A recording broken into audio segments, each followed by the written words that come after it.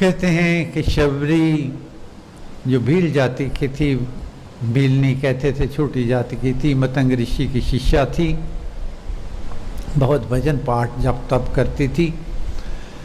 लेकिन जब मतंग ऋषि जिंदगी के आखिरी पड़ाव पर जिंदगी को अलविदा कह रहे थे, तो मतंग ऋषि पूछा, शबरी को कहा, शबरी मैं जा रहा हूँ, क्या चाहती हो?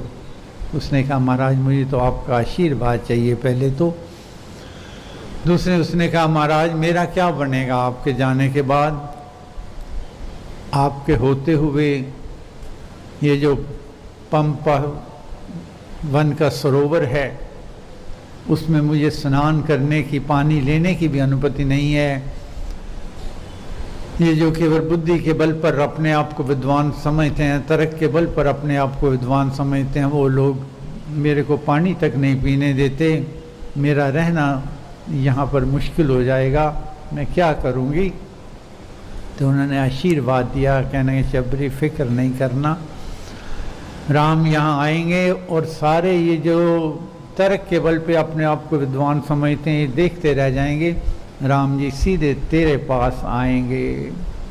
कहते हैं शबरी तभी से पंथ निहारूं, डगर बुहारूं और भी मार्ग जोए, घायल सी घूमूं फिरूं, मेरा राम मिला दे कोई।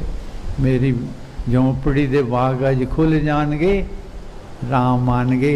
बुआरी लगा दूर तक जाती और यही गाती जाती, मेरी झोंपड़ी दे बाग अज खुल जाएंगे, राम आनगे।